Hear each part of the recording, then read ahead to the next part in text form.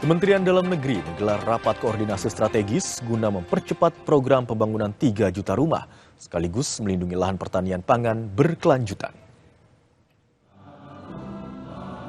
Program pembangunan 3 juta rumah diresmikan melalui penandatanganan surat keputusan bersama atau SKB antara Menteri Dalam Negeri Tito Karnavian dan Menteri Perumahan dan Kawasan Permukiman Marwarar Sirait. Selain program perumahan, Kemendagri juga berfokus pada perlindungan lahan pangan. Hal ini diwujudkan melalui penandatanganan surat edaran bersama atau SEB antara Mendagri dengan Menteri ATR Kepala BPN. Kebijakan ini mengatur pengintegrasian lahan pertanian pangan berkelanjutan ke dalam rencana tata ruang wilayah serta rencana detail tata ruang di tingkat kabupaten dan kota. Kedua aturan baru ini diharapkan dapat menjadi pedoman bagi pemerintah daerah dalam menjaga keseimbangan antara pembangunan infrastruktur dan ketahanan pangan nasional.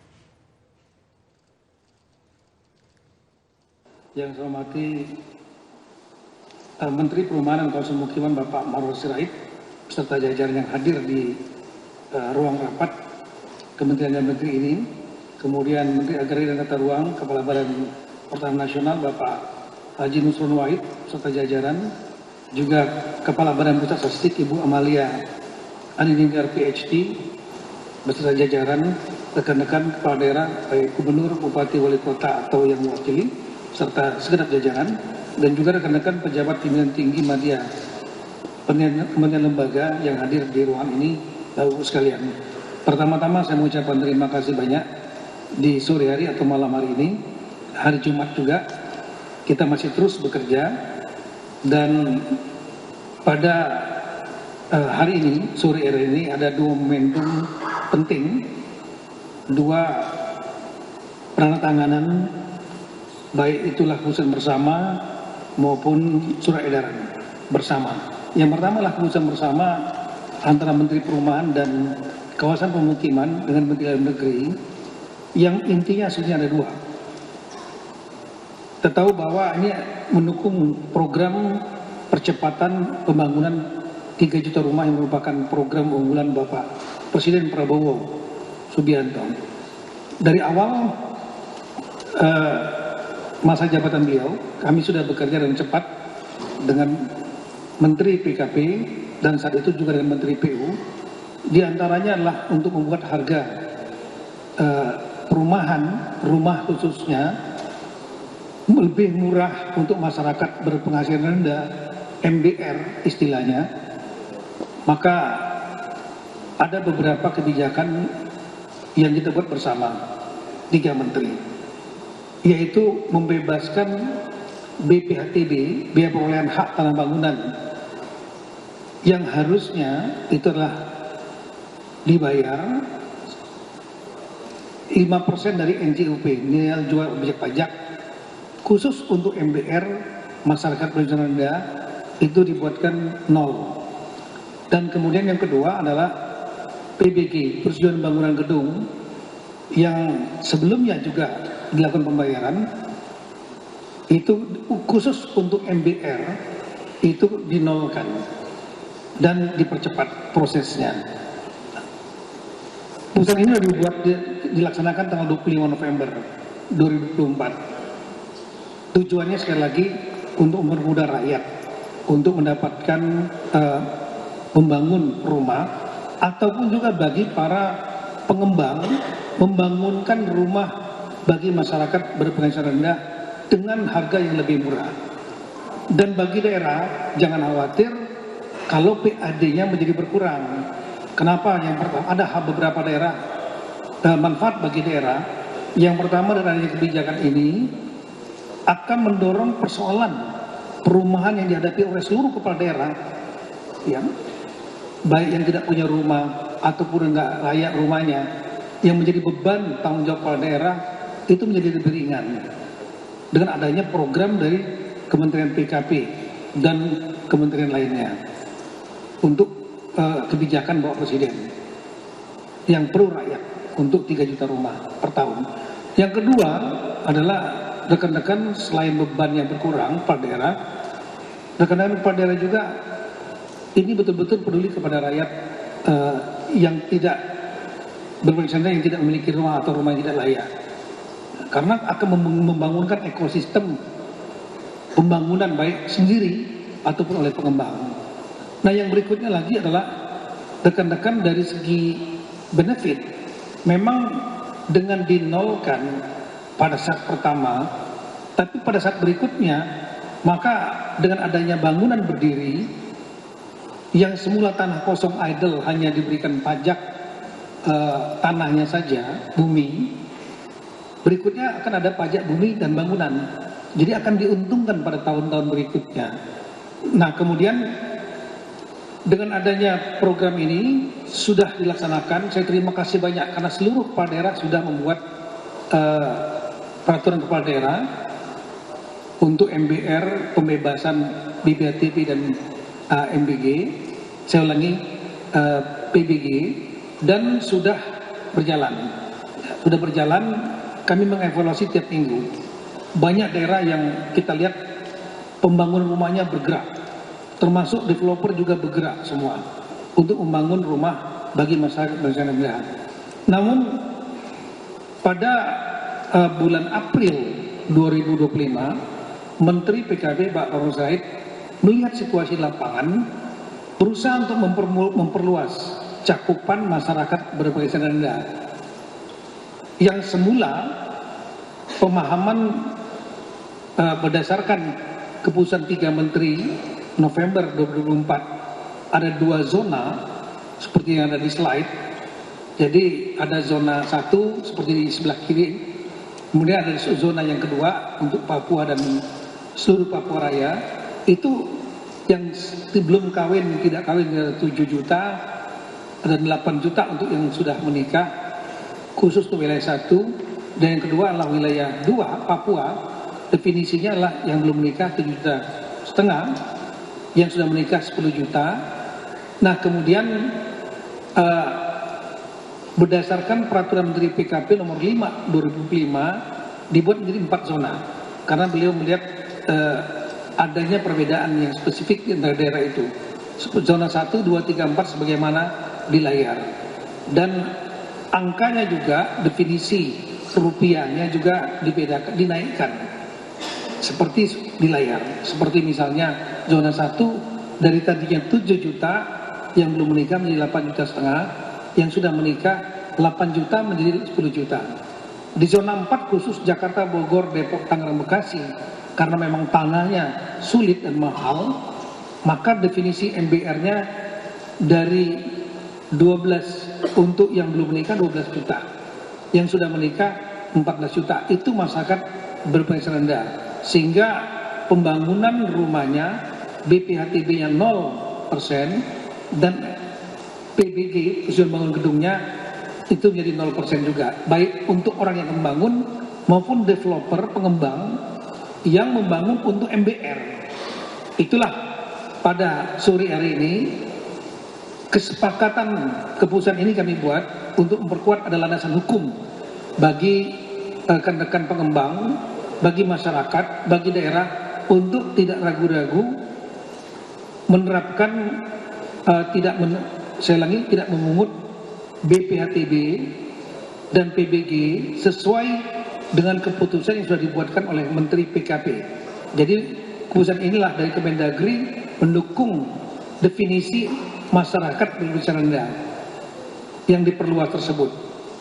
Nah, kemudian yang kedua adalah pada sore hari ini juga dibuat surat edaran bersama Menteri Dalam Negeri dengan Menteri PKP Bapak Nusron Wahid, yang intinya adalah mengenai masalah menerjemahkan dari Perpres tentang LBS, yaitu lahan baku sawah.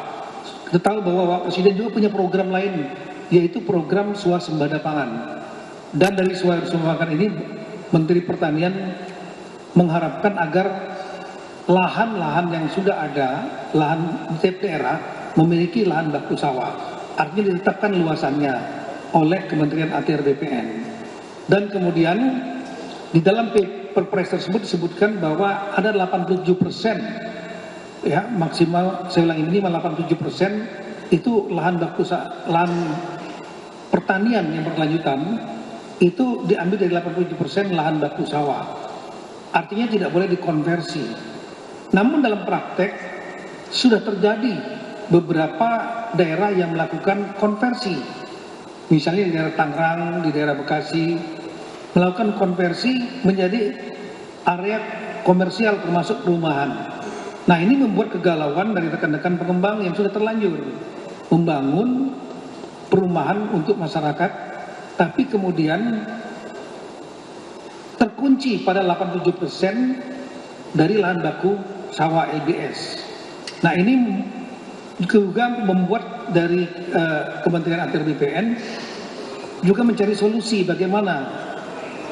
Menteri Perumahan juga, Menteri PKP juga mencari solusi bagaimana untuk menghadapi pengembang atau masyarakat yang sudah terlanjur membangun perumahan, jangan sampai nanti sudah dibangun itu dikonversi menjadi lahan pertanian karena sudah dikunci 87%. Nah,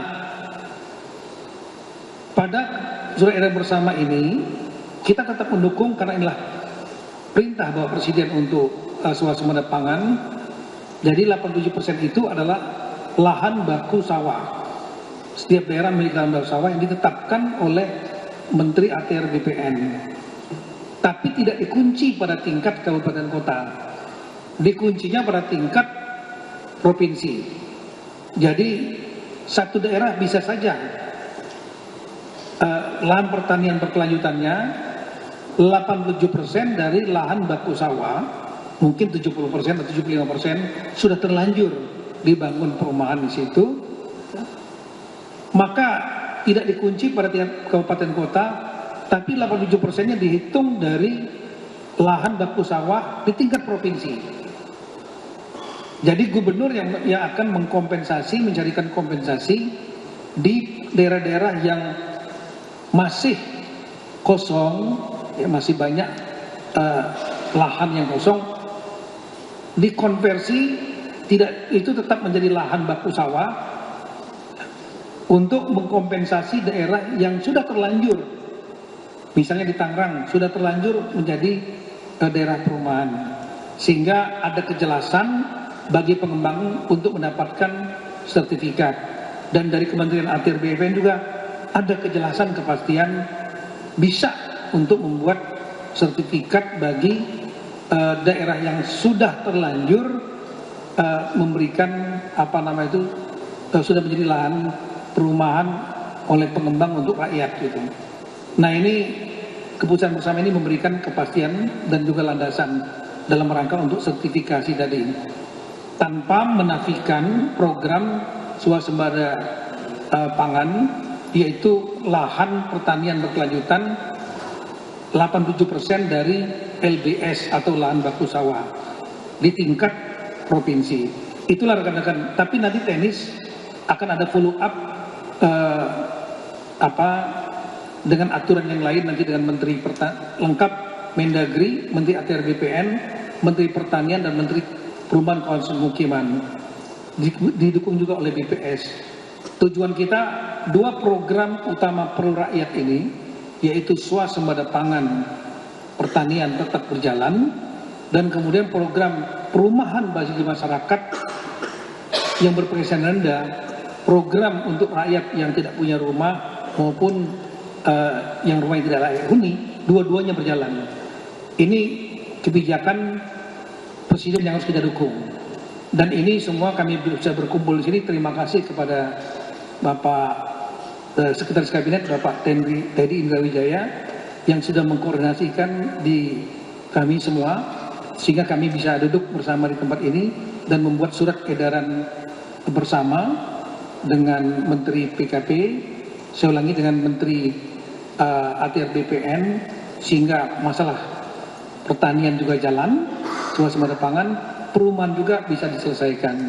Termasuk juga tadi bisa bersama dengan Menteri PKP memberikan juga kejelasan adanya cakupan yang lebih luas, sehingga masyarakat berpenghasilan rendah ini akan dapat dibantu dengan kebijakan oleh Bapak Menteri PKP.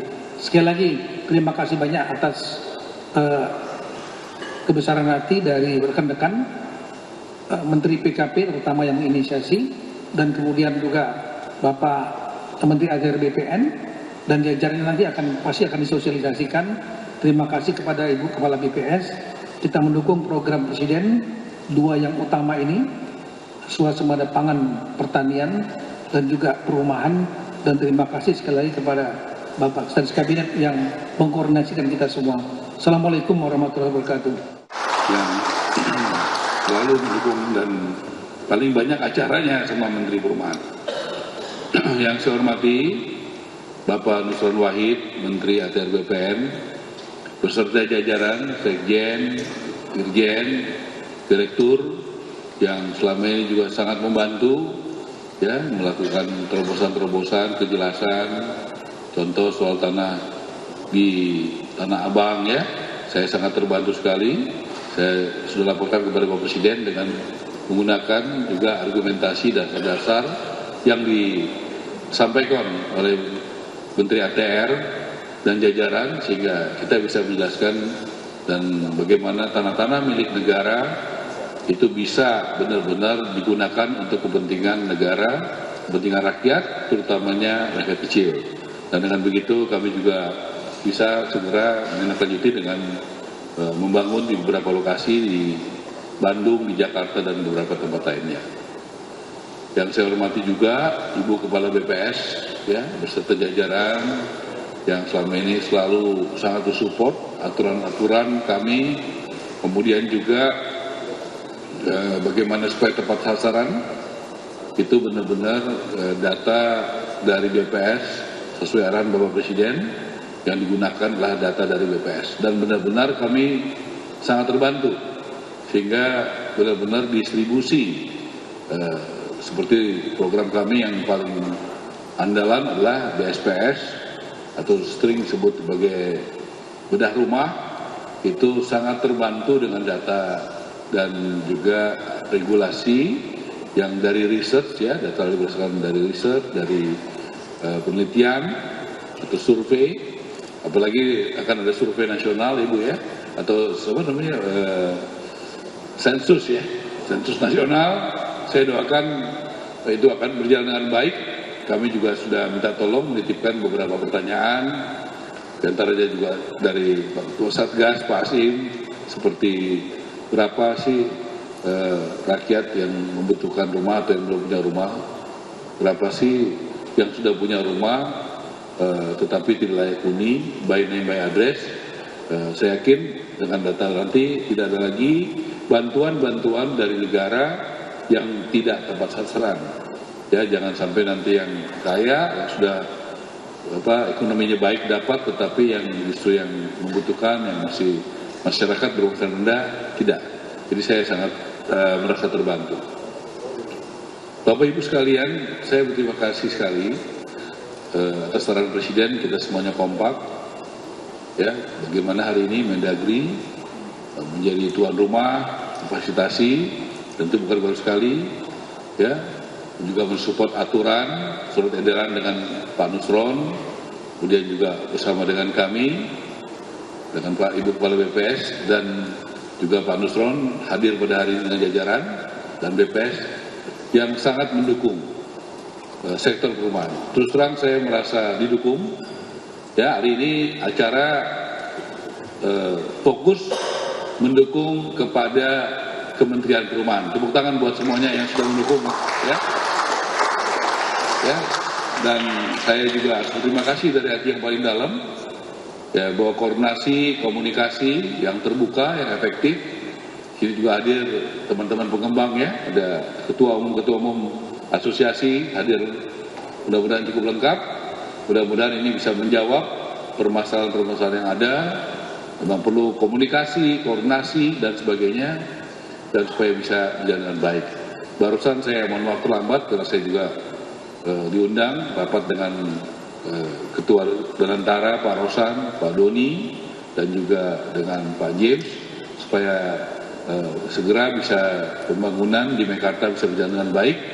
Nanti mohon Pak Nusron supportnya, bantuannya juga, karena banyak juga nanti proses-proses sesuai prioritas Presiden, juga adalah soal perlunya dibangun ada kota satelit yang sudah selesai disurvei oleh tim kami, kemudian juga rumah susun yang juga ada di perkotaan, supaya nanti di perkotaan juga bisa segera dibangun secara masif. Jadi saya tolong jajaran kami, Pak Sekjen, Dirjen, staf-staf Eselon 1 untuk koordinasi dengan timnya Pak Nusron dengan baik, karena nanti banyak, tadi Pak Nusron sudah akan mengundang, nanti Pak Nusron saja yang mengumumkan ya untuk minggu depan. Satu lagi sumbangan support yang luar biasa dari Kementerian ATR, BPN kepada perumahan.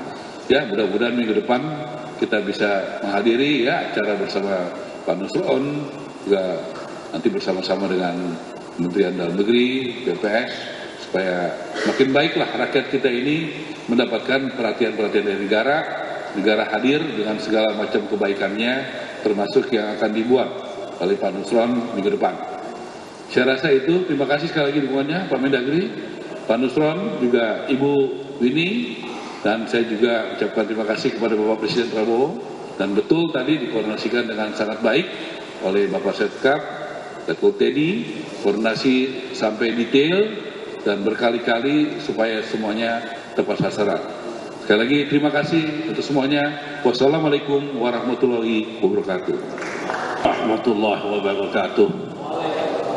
Yang kami hormati Bapak Menteri Dalam Negeri, Bapak Jenderal Polisi Tito Karnavian, Bapak Menteri PKP, Bapak Muhammad Sirait, Ibu Kepala BPS, Bapak-bapak semua yang kami hormati. Surat edaran yang kami tanda tangani hari ini bersama Pak Mendagri, ini solusi yang sifatnya sementara. Karena solusi yang permanen tetap haruslah berupa revisi RT/RW atau rencana tata ruang dan wilayah. Karena itu Bapak-bapak sekalian, kalau kita menunggu revisi RT/RW berdasarkan dengan PP nomor 21 tahun 2021, baru bisa direvisi selama nunggu siklus 5 tahunan, maka program ini menjadi stuck perumahan. Supaya tidak stuck, kita keluarkan surat edaran ini yang intinya memberikan kesempatan kepada bupati dan kepala daerah untuk menetapkan LP2B sementaranya untuk dianggap menjadi bagian yang tidak terpisahkan dari RT/RW.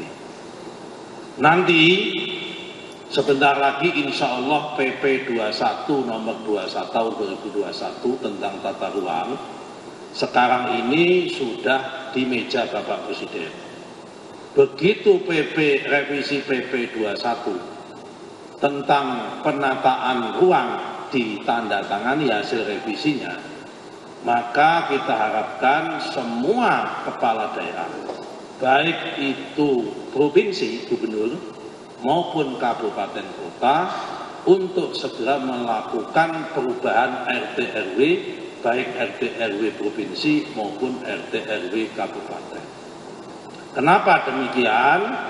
Karena di dalam revisi PP 21 tahun 2021 itu akan dibuka. RT/RW boleh diubah secara parsial dan di tengah waktu sebelum 5 tahun. Meskipun tidak holistik, hanya parsial untuk dibuka. Jadi misal karena terhambat masalah ada putusan tentang LP2B yang harus 87%, maka itu bisa dilakukan perubahan demi untuk mengakomodasi kepentingan perumahan maupun sektor-sektor yang lain seperti sektor industri maupun sektor pariwisata maupun sektor-sektor yang lain. Ini yang pertama. Yang kedua, saya terima kasih sekali Bapak Menteri PKP sudah membuat Permen nomor 5 di mana kami mendapatkan mandat dari Bapak Presiden untuk tahun ini dan tahun depan juga melakukan sertifikasi gratis buat MBR, masyarakat rumah untuk masyarakat berpenghasilan rendah. Sehingga nanti dengan ajuan Permen nomor 5 akan kita buat ajuan, ternyata sudah ketemu rumusannya penghasilan berapa tadi yang akan menjadi CPCL, calon penerima daripada sertifikat yang gratis tersebut. Hanya sekali lagi saya minta tolong kepada teman-teman di Menteri PKP sama ATR BPN, ketentuan calon penerimanya mohon dirigidkan.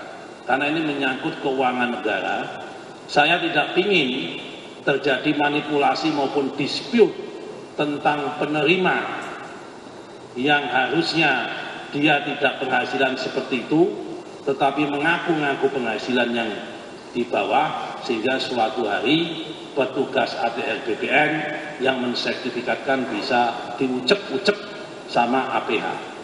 Apa ucek-ucek bahasa Indonesia ini? Pokoknya diuber-uber sama APH.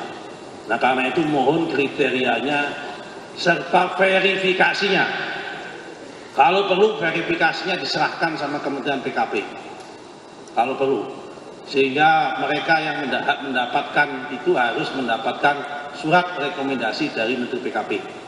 Sehingga nanti clear, supaya nggak terjadi dispute di bawah. Sehingga nanti jangan sampai kalau mereka memang sudah mendapatkan surat rekomendasi dari Kementerian PKP, berarti secara persyaratan sudah clean and clear bisa mendapatkan sertifikasi gratis tersebut.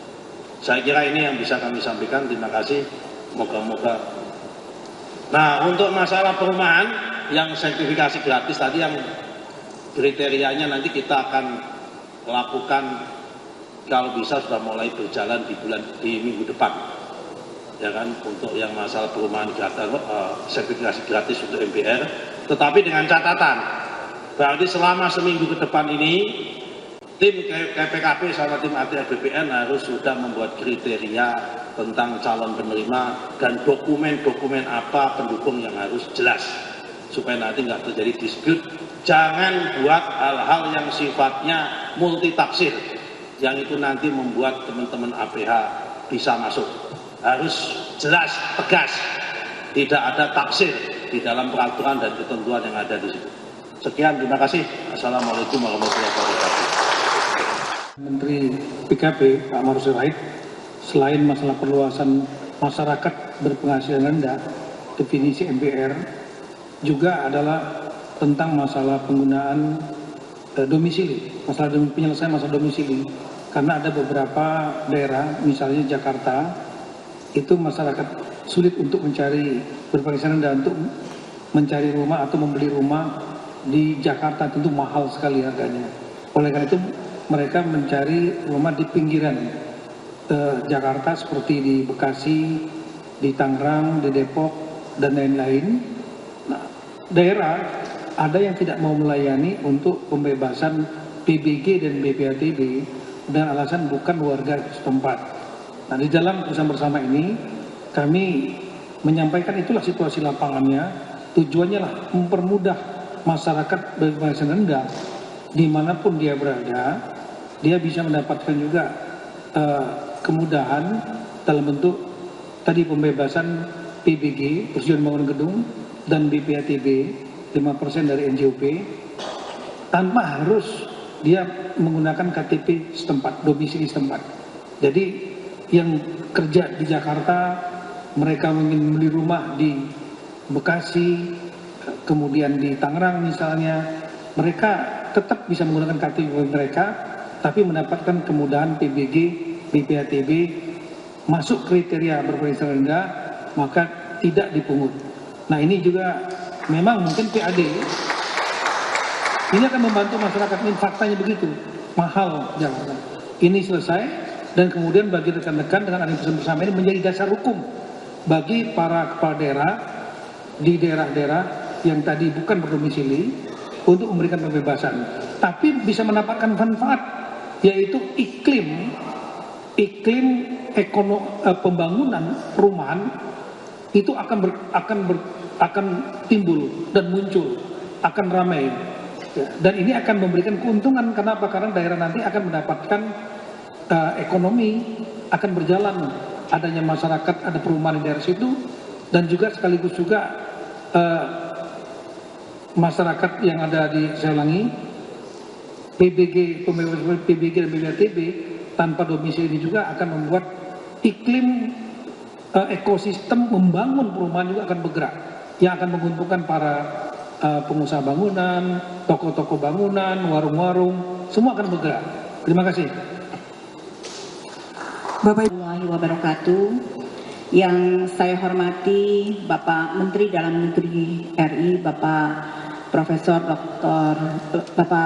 Muhammad Tito Karnavian PhD, Bapak Menteri Perumahan dan Kawasan Permukiman, Bapak Marwar Sirait, dan juga Bapak Menteri Agraria dan Tata Ruang, Kepala Badan Pertanahan Nasional, Bapak Nusron Wahid, serta seluruh jajaran pimpinan tinggi media dan pimpinan tinggi Pratama yang hadir dalam acara hari ini, serta seluruh Bapak Ibu yang hadir bersama dalam pertemuan ini, yang hadir secara online.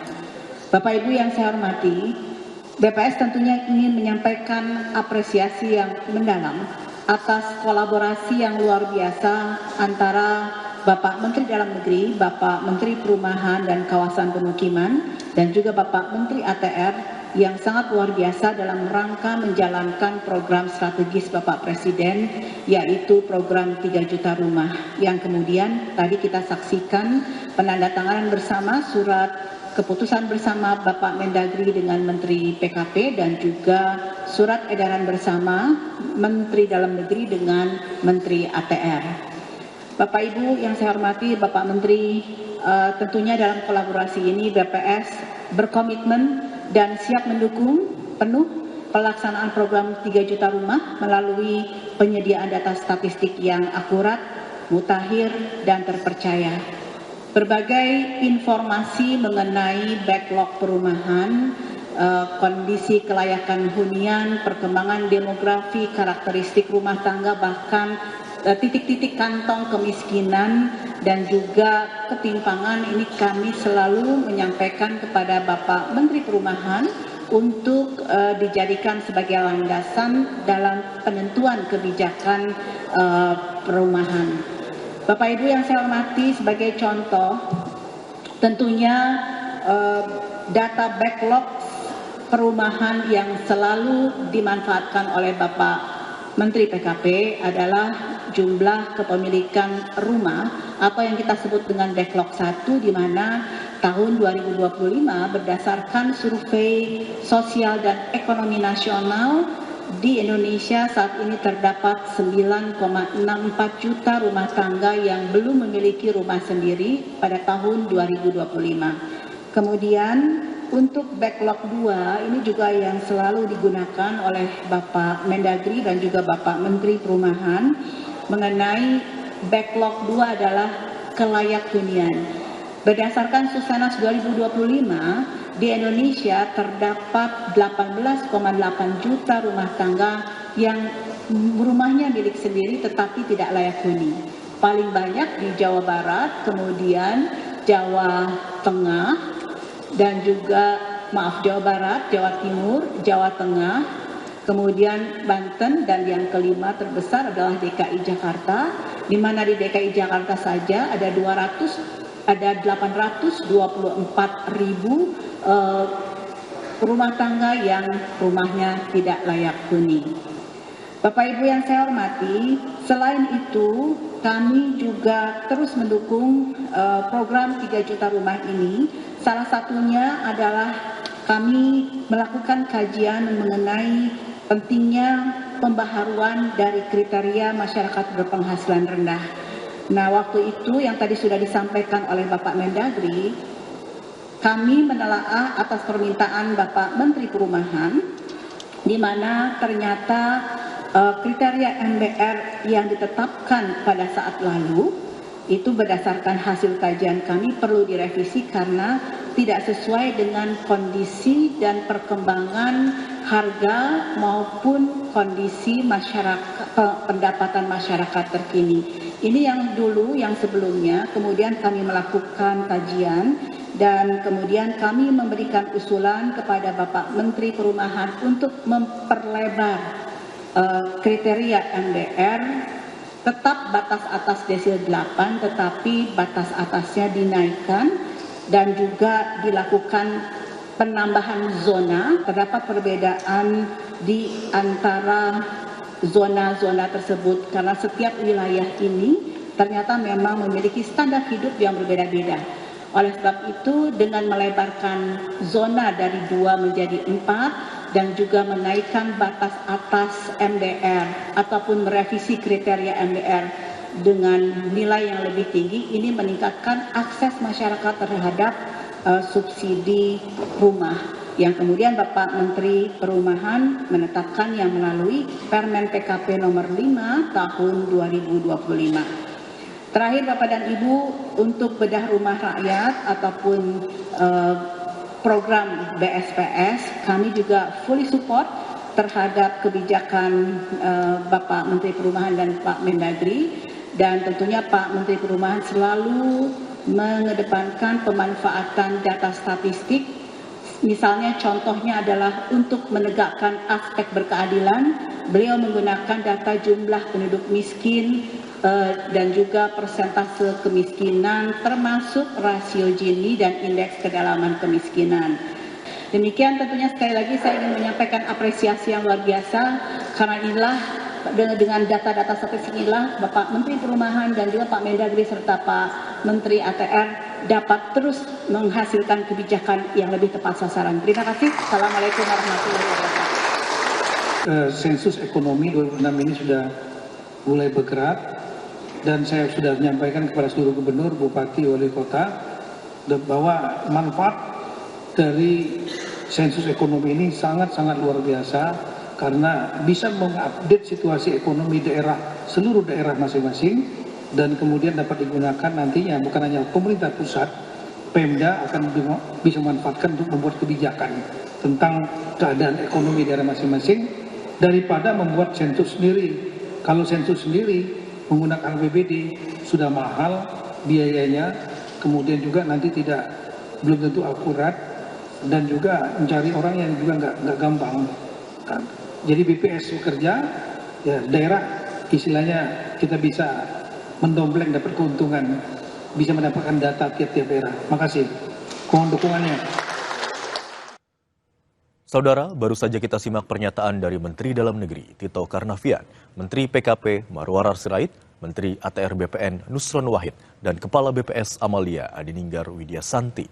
Penandatanganan SKB dan SEB ini diharapkan dapat menjadi pedoman bagi pemerintah daerah dalam menjaga keseimbangan antara pembangunan infrastruktur dan ketahanan pangan nasional. Dan saudara, informasi tadi sekaligus menjadi penutup Kompas Siang hari ini. Perbaharui terus informasi Anda di Kompas TV, independen terpercaya, dengan 3 botol air mineral 700 ml yang setara dengan 2 liter air untuk 1 hari penuh kesejukan. Saya Imron Fadirah, pamit undur diri. Terima kasih. Sampai jumpa.